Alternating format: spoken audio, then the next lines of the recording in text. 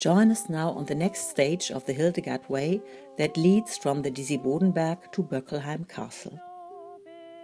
From the Disibodenberg we walk uphill again through old Celtic land to the beautiful village of Duchod. Our next station is in a small Hildegarden, Hildegardes Gärtchen.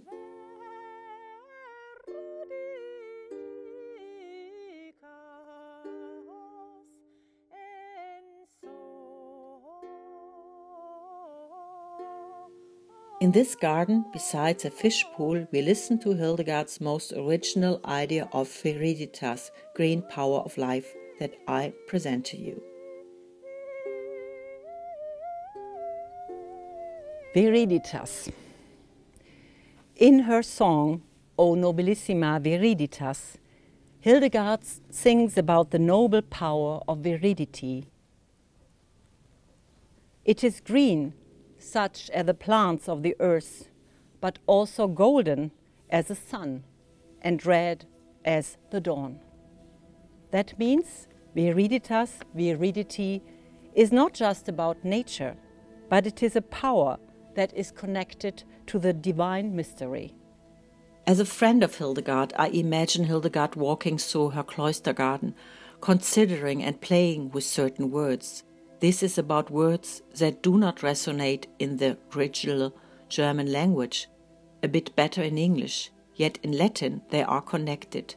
Viriditas, green power of life, vir, male power, virtus, virtue, virga, branch, virgo, virgin, and virginitas, virginity. Thus, Hildegard connects the virgin and the branch. She associates virginity with viridity, and she looks at virtue as a male power that paradoxically is inherent to virgins, as men have become effeminate. Hildegard loved the thought that a virgin stands in the unsullied purity of paradise. To portray this, I have made a sculpture from clay. It is based on a description in Hildegard's correspondence, that is in a letter from Mistress Tengswich of Andernach to Hildegard of Bingen. We have, however, also heard about certain strange and irregular practices that you countenance. They say that on feast days your virgins stand in the church with unbound hair when singing the psalms, and that as part of their dress they wear white silk veils so long that they touch the floor. Moreover, it is said they wear crowns of gold filigree, into which are inserted crosses on both sides and the back, with the figure of the Lamb on the front, and that they adorn their fingers with golden rings. Today, well, what shall we do with Hildegard's thoughts and songs about Viriditas?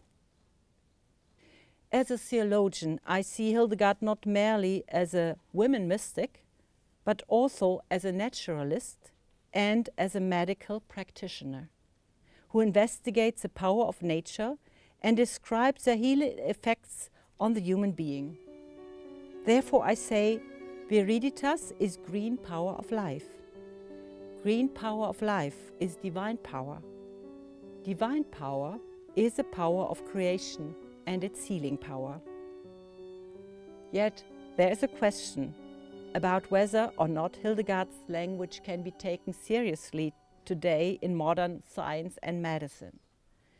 For we may observe a divide, a very different kind of judgment about her physica, that is her natural history, for example, between healing practitioners and university-trained medical doctors. Here I remember a dialogue that I had with my own sister, who is a professor of immunology at Düsseldorf University. As we talked about biology, that it really means the knowledge about life, she simply said that, of course, this science could merely describe what life processes are like, yet what life is itself, and even why there is life at all and not just no life. this is a philosophical question that modern science neither can nor would like to answer.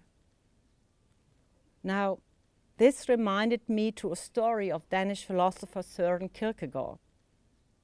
A person enters a shop that has signs in its shop windows on which is written, "We take care of your laundry." As he asks about whether his laundry should be done here, he gets the answer, "Of course, we do not wash your laundry here. We just sell the signs, we wash your laundry." Very different from these signs, Hildegard's talk about Viriditas is not just about science saying life is green power. This would anyhow merely be a tautology. Hildegard has not just described natural processes from an objective perspective of a researcher that we could probably better study in scientific books today. No, I think that when Hildegard talks about and sings about Viriditas, then she speaks not only about God as origin of all life, but also about how in all life on this earth and in us human beings is. She also interprets the processes that she observes as divine power and finds in it a name of God, him or herself. God for her is caritas, divine life, sapientia, wisdom, and also Viriditas, green power of life. In a time of climate change, growing environmental destruction and dying of species in the flora and fauna world of plants and animals, this is also about the question and the challenge of a sustainable development on our mother planet, the Earth.